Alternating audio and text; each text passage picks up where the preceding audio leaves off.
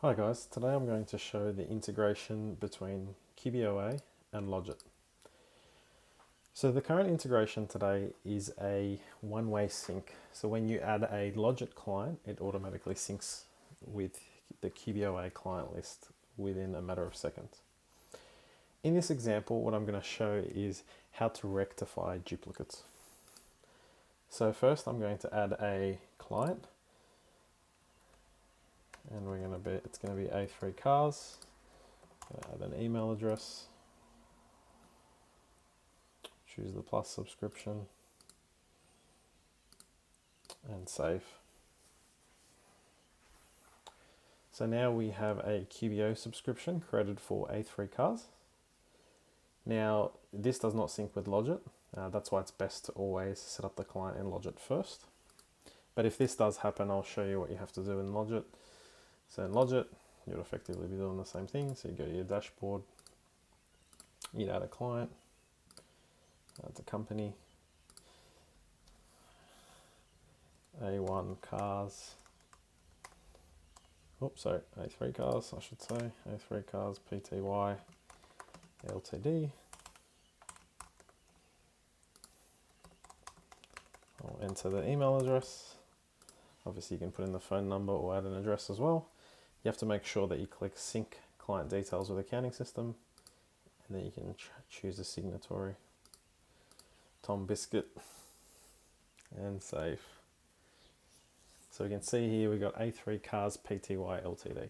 Now as you can see, when you refresh, what ends up happening in your QBOA client list, LodgeIT automatically creates a placeholder for that business name. So you can see here A3 cars Pty Ltd. Now I'm obviously just doing it this way to show you what actually happens, but ideally you'd always create the client in LodgeIT first, and then obviously that would flow through into QBOA. But that's obviously the perfect scenario. So a lot of accounting firms will have shells set up, or they'll set up a bunch of QBO files, and then they'll obviously start allocating it to clients. So you might already have those clients in LodgeIT, so then that's when you're obviously going to have a problem with syncing them together. So to rectify this today, what we'd have to do is, now and just to kind of show you an example here, if I was to change any of the information in A3 cars in LodgeIT, it is a one-way sync and it actually updates. So if I made that QBOA 1234 and saved, let's add an address. It wants an address.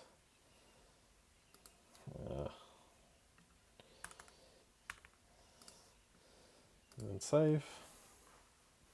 If I actually do that and then refresh the screen, sorry, I should have just clicked edit. If I go into edit client, that information generally updates, but not at the card, at the placeholder card that LodgeIT created. So you can see in here, I've clicked the wrong one. You can see in here now it's 1234. So any updates you make in LodgeIT automatically come back through. Now obviously we want to merge these two together. So what we also want to test is if we actually invoice this client, because obviously accounting firms will generally invoice these clients out from QBO. So we want to select A3 cars, which is the QBO file, and then we've done a company tax return for this client. And then we can save that. That invoice is saved. So now there is an actual invoice on the QBO file level. Now there is a clever tool in QBOA which allows you to merge. As you can see, there's many steps involved here, so this is absolutely not a delightful customer experience. So in here we have A3 cars. What you'll actually notice is if you use the QBO file, you notice that it actually comes up with A3 cars Pty Ltd. So if you choose the QBO file, if you actually choose the file that doesn't have a QBOA attached, it doesn't actually let you choose the LodgeIT placeholder that was created.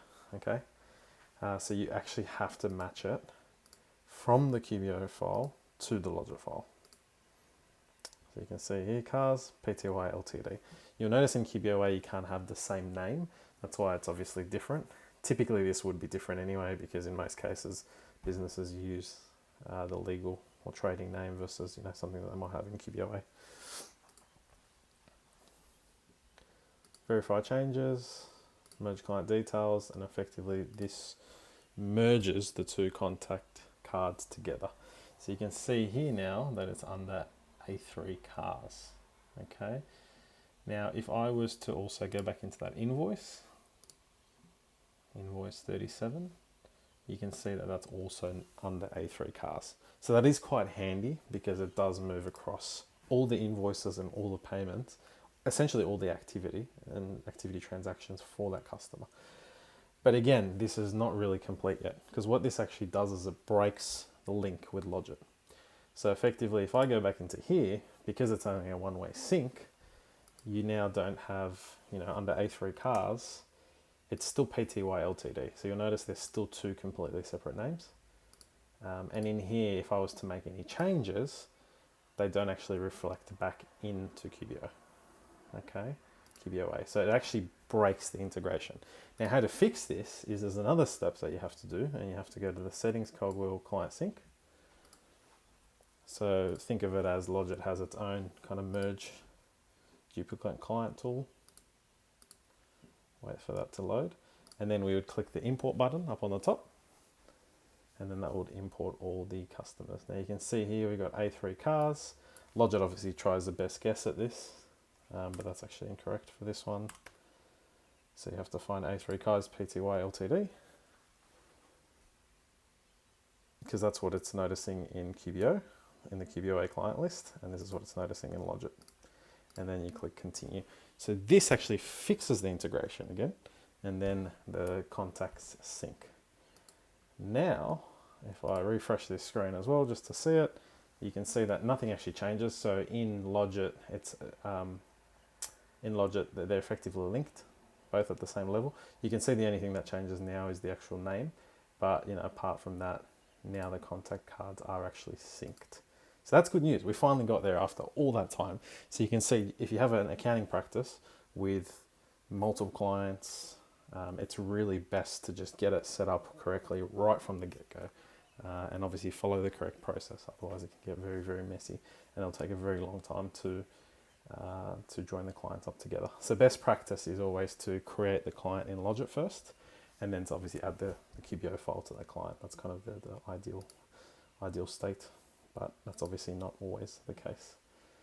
So that's how it's fixed. So now if I actually go to A3, and I'll just show you how this works. If I go to A3 cars PTY LTD, and I go into here into view details, and let's just say I want to change this email address to 56, and then I'm going to save it.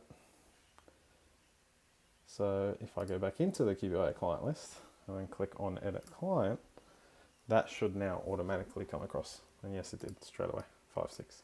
Okay, so it can definitely be fixed that your client list is in sync across QBOA and LodgeiT, but as you can see, it's not ideal today.